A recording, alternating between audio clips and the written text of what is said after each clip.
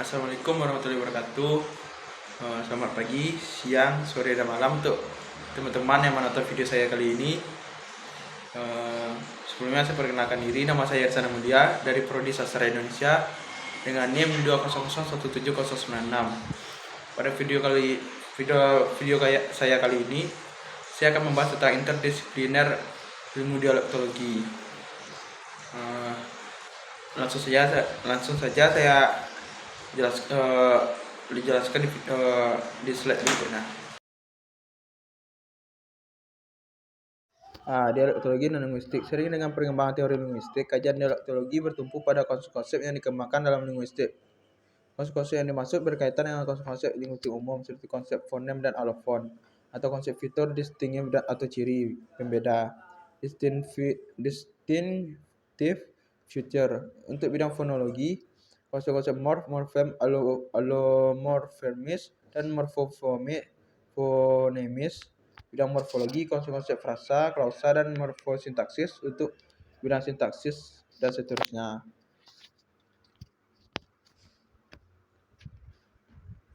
Dalam kajian dialektologi diakronis, pandangan seperti itu tidak dapat diterima. Kajian dialektologi hendaknya menekankan kedua aspek, itu sinkronis maupun diakronis. Dalam hal ini, kajian diakronis bertujuan menyusun kembali prabahasa dengan cara membandingkan unsur-unsur dialeknya dan menyusun kembali sejarah daerah yang dialeknya diteliti.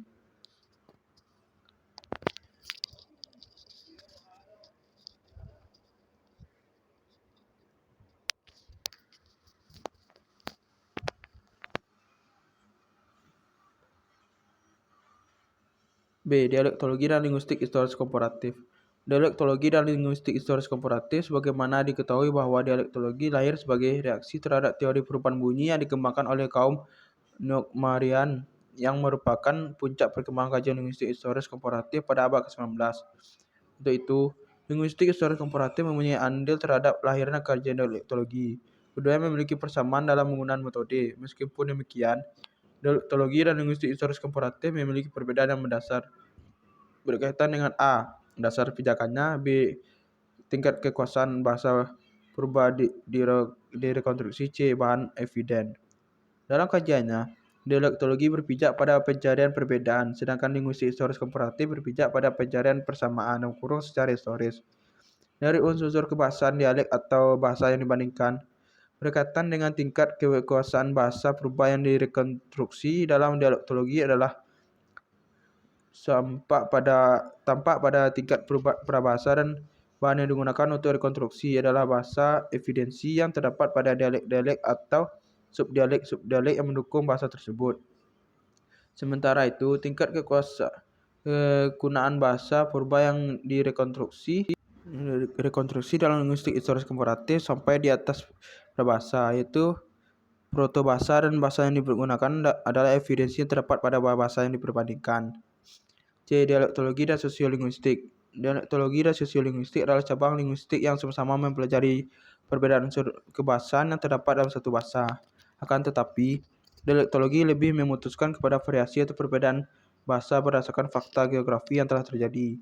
Sedangkan sosiolinguistik memusatkan perhatian pada variasi atau perbedaan bahasa berdasarkan faktor sosial yang sedang terjadi, seperti dalam studi pengaruh antar dialek.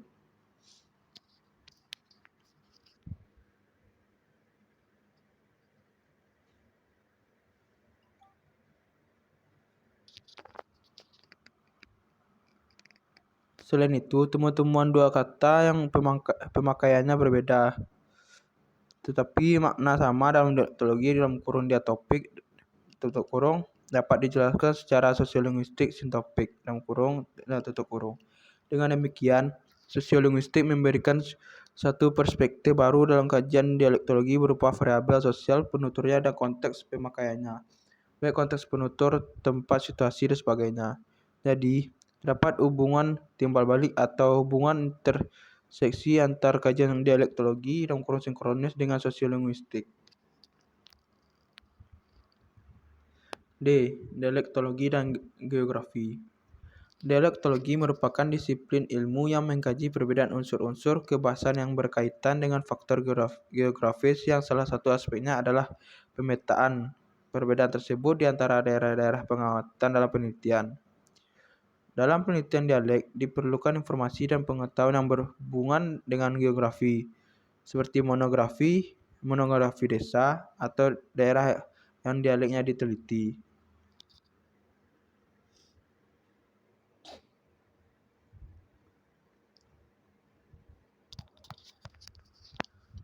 Fungsi pemetaan itu sebagai upaya memvisualisasikan letak geografis tempat digunakannya satu bentuk variasi bahasa tertentu.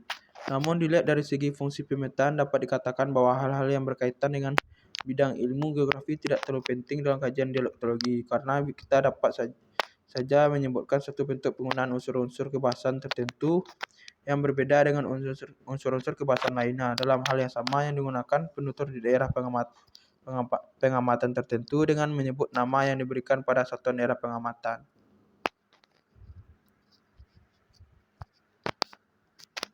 Dialektologi dan sejarah. Perbedaan unsur-unsur kebahasan dalam bentuk suatu dialek atau subdialek tidaklah terjadi secara serentak dalam satu waktu, melainkan melalui fase perkembangan yang panjang yang dialami oleh penutur bahasa itu. Karena itu, pembentukan dialek atau subdialek dalam satu bahasa berkaitan dengan sejarah yang dialami oleh penutur itu sendiri. Berkaitan dengan hal itu, dialektologi berhubungan dengan sejarah dalam arti saling mengisi.